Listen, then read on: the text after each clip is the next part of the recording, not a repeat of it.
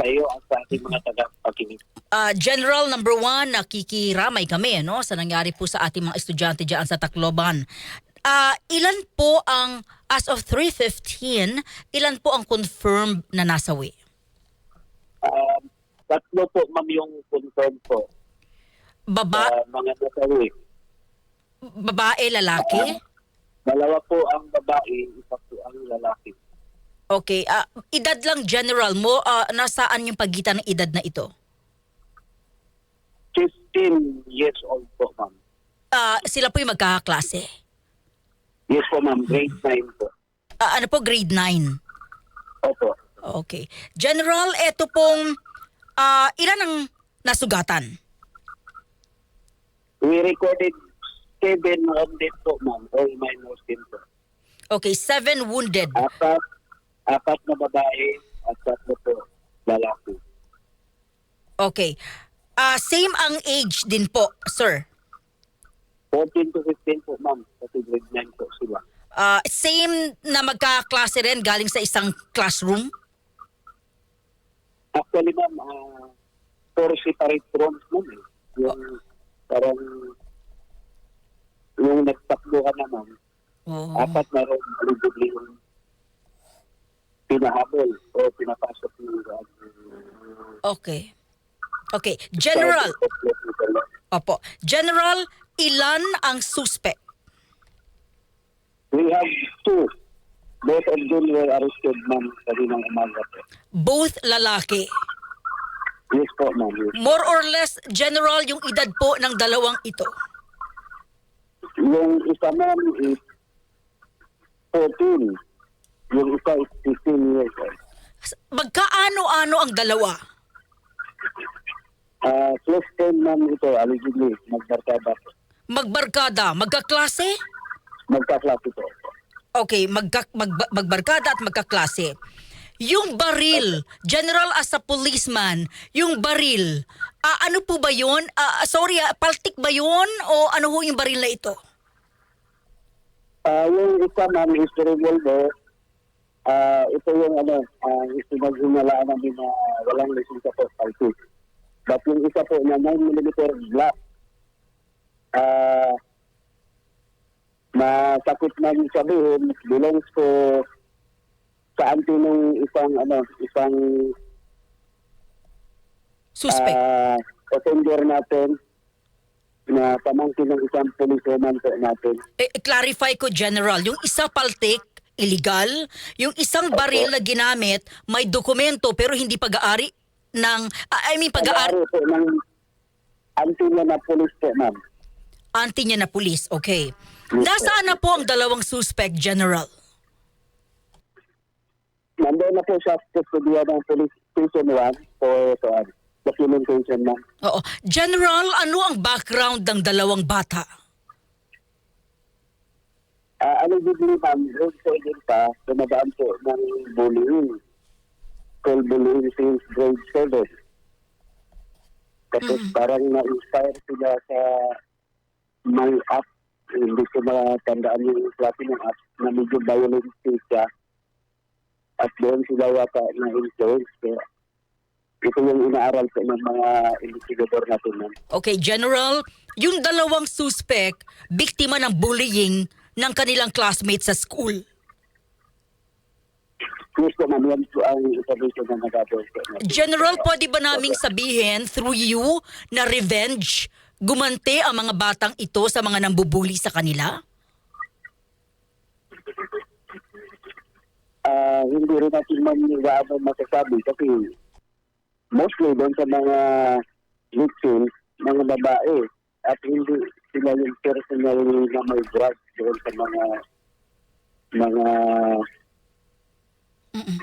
nakakamit ng Okay. maling gawain.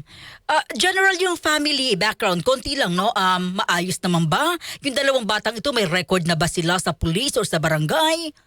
Palaaway ba sila sa school? Wala po tayong nakuha na ganyan po information. Malinis ang record ng dalawa. Opo, ma'am. Actually, pinapaaral daw po ito ng auntie niya na police. Hindi iba. Okay, eto na ho tayo, General, no? Paano nakapasok ang baril sa school? Ang school po namin is isa lang po yung nakaposto na security. At marami siyang exit entry point, hindi lang control by one ang single entrance. Tapos, taking into consideration na nagkaroon ng 1,600 plus na population ng estudyante po yung school. Kaya medyo mahirapan din po talaga yung nag-isang security. Okay, sir, linawin ko maraming entry points ang eskwelahan, hindi lang dito sa mayroong security guard. Possible dumaan sila sa ibang lugar. Maaari po na, maaari po. May CCTV ba, General? Nakuha na po ba ninyo? Yan po ang submit ng ongoing follow-up natin, ma'am, para mabacktrack po lahat-lahat na incident. Okay. Okay. General, ano ang nangyari? Pagpasok nila sa school, ano yun, maril na lang or may pinili silang room? Pumasok sila sa room para magklase ng maril na lang? Ano po ang initial na investigation? After information sa mga witnesses, basta-basta na lang po na mamaril. Kaya nandun ngayon sa police station na natin yung mga witnesses at sinusunan po natin ng statement po nila. Namaril sila sa loob ng kanilang klase mismo or sa lumabas pa sila, pumunta sila sa ibang room, General? Apat na room po yung pinupuntahan. Dahil yung narinig yung unang boss, nagpuglasan po yung mga estudyante. Yung iba siguro, hinahabol niya sa kabilang room. Apat na room after information gathered na pinapasok po ng mga ilang basyo po ng baril, General, ang nakuha po ninyo? Lahat po ba napakawalan nila lahat ng bala ng 2 baril? Binit ko pa tayo natin ng dito po, ma'am. Wala pa po tayo nakira na report ng test. Okay. Saan daw nakuha ang baril, General? Paano nakuha? Yung paltik saan galing? Yung sa auntie niya, I mean, as a policeman, so may responsibility ba si auntie na nakuha ng minor yung kanyang baril? Exactly, ma'am. Actually, things na under investigation. Most probably, maano siya ng restricted custody dahil under po siya ng original finance unit natin. General, ika-clarify ko po uli si auntie na may-ari po ng baril na isang pulis, auntie siya ng isang batang suspect, siya po'y nilagay na sa restricted custody. For isuwag pa man ng case niya, ma'am. Kasi may certification from the RSL po namin sa publish lang po na that would validate na kanya talaga yung ito-firearm. Nandito na po hawak ko po yung so ang possibility i-restricted custody mo na siya while may investigation. Yes, ma'am. So will be released when directly supervised by the superior. Okay. General, ano ang mga possible na kaso ng dalawa? Para malinaw lang, minor kasi sila nakapatay. Ano ho ba yung kakaharapin ng ganito, General?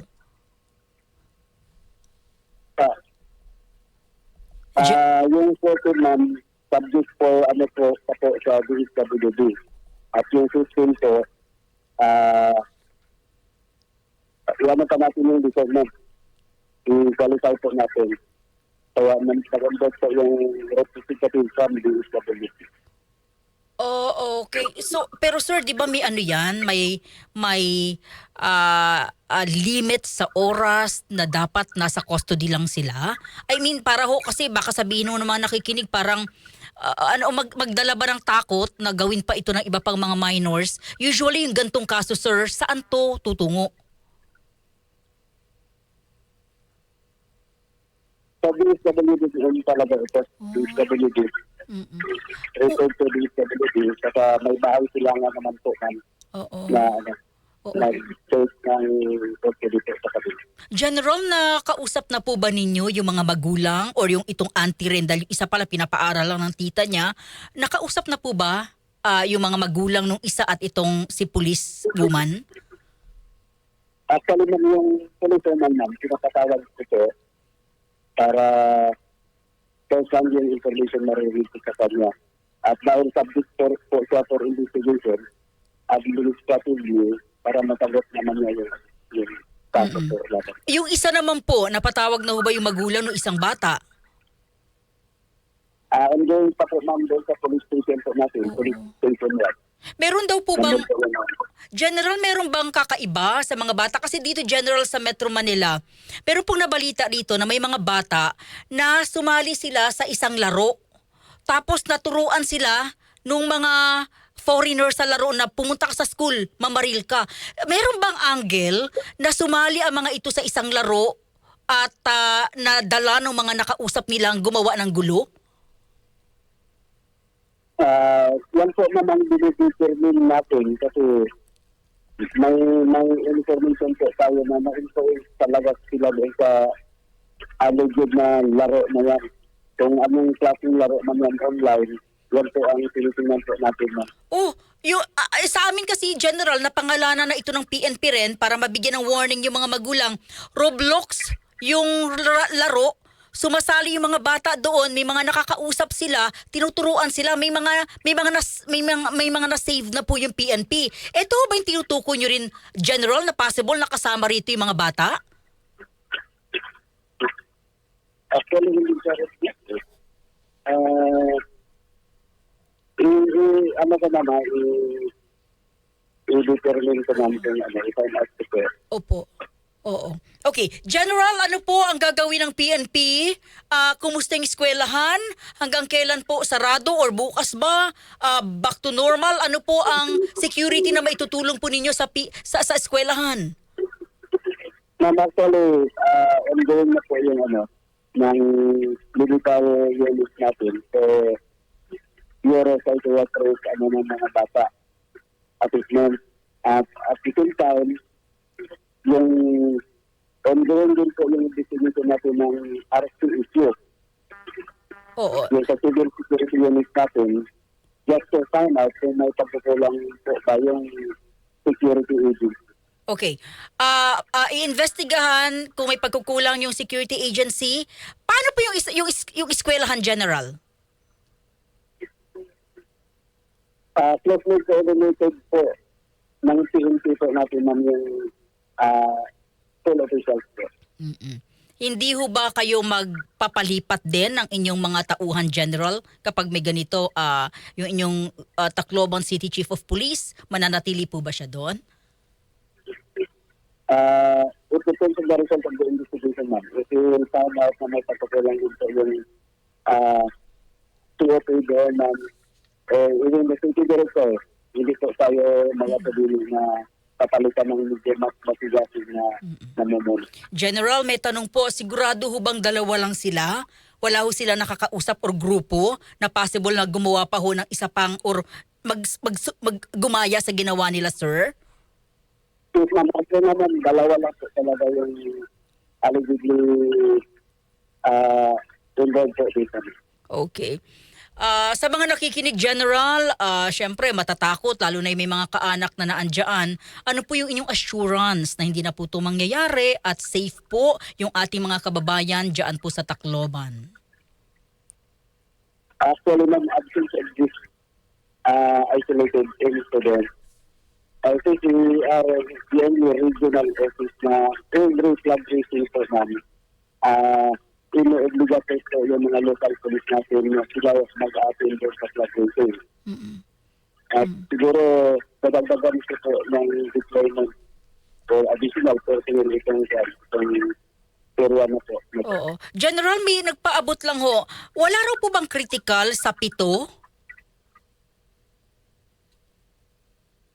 May isa po man tayo sa ICU po.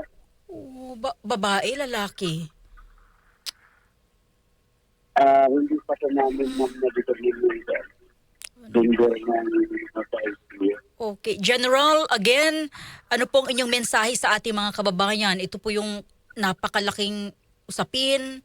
I think it's first time, no? Nagkaroon ng school shooting sa ating bansa. Ano pong inyong naisiparating sa ating mga kababayan at sa mga magulang, General? Ang eskwelahan ay safe place at space para po sa kanilang mga anak. Nandoon na ni Kali bilang magulang na rin. Dapat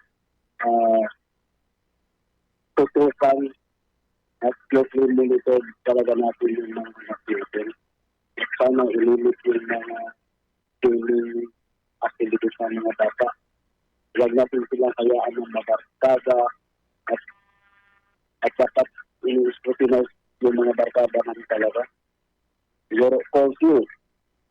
Huwag hayaan gumala during night time. Okay, General, I don't know if it is right. Isa sa ilalim ba sa drug or liquor test ang dalawa? Pwede na ba 'yon? Possible ba 'yung General? Minor sila? We will speak at the of the parents, ma'am. If Okay. they will allow. Magandang idea po yan, ma'am. Oo, sir. Sana po, no? Para matris, if ever, uminom, saan uminom. Kung nagdroga, I think papayag naman ng magulang General, no? Para malinaw lahat kung nagdroga, saan kumuha. Ano po. General, thank you sa inyo pong clarification. Salamat po sa inyong oras. Makakagaan din po ito sa takot ng ating mga kababayan dyan. Kami po'y patuloy na maikipag-ugnayan po sa inyo, General Capoy. Sir, thank you. Mabuhay po kayo. Kabuhay din po kayo, ma'am. Thank you.